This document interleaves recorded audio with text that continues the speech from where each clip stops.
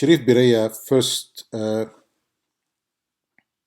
issue, chapter 5, methodology, and that's the title of the chapter 5 all the time, methodology. You study a lot of methodology in that chapter. It is an academic. If you are not an academic person or not fond of academic way to study things, you can see the other studies about the Bible, but this one will be very academic, and you study mainly as its name, methodology, the methods and the tools to study the Bible.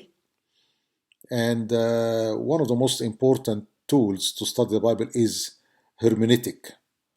And what we do with hermeneutic is we try to achieve something called hermeneutical interpretation. And hermeneutical interpretation is not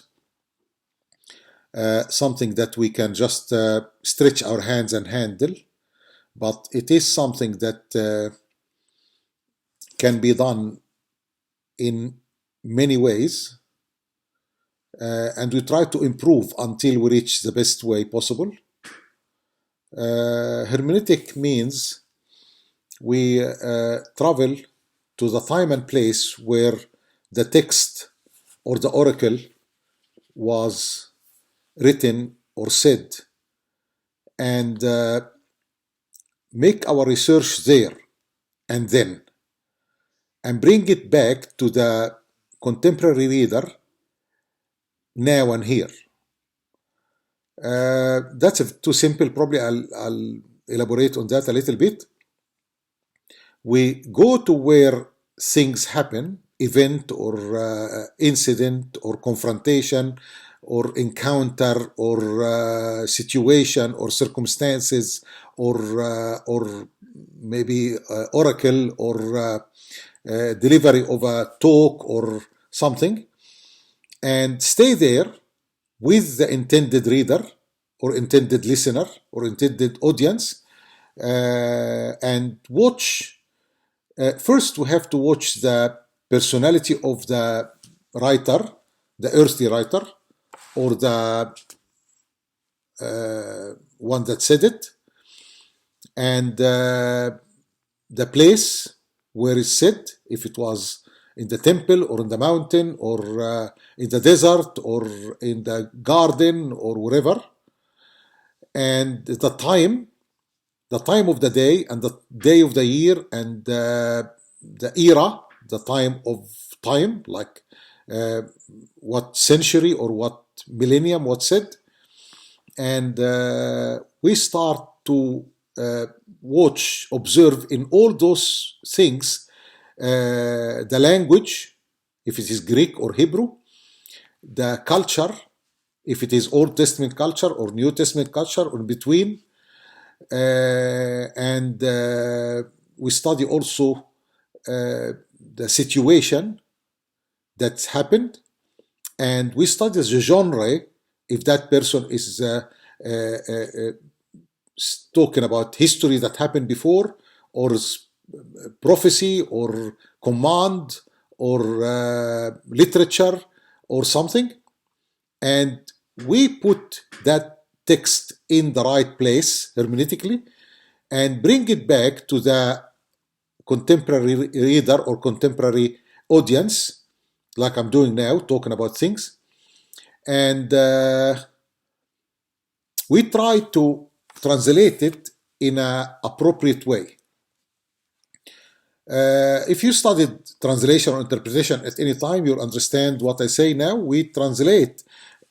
When we translate, we try to translate in moderation between pairs of extremes or pair of extremes, which are one extreme is semantic, which if we translate semantic, we only try to do it taking consideration the English grammar, but sometimes we sacrifice the English style.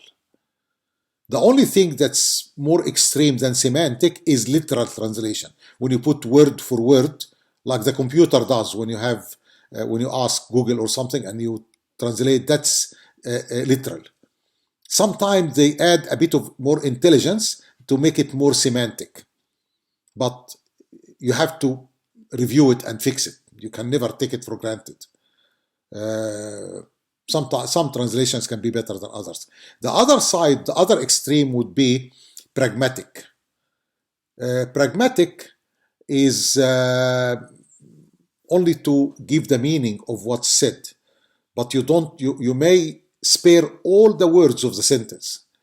And we try to bring them together to make it more moderate than semantic and more moderate than pragmatic. So we meet together.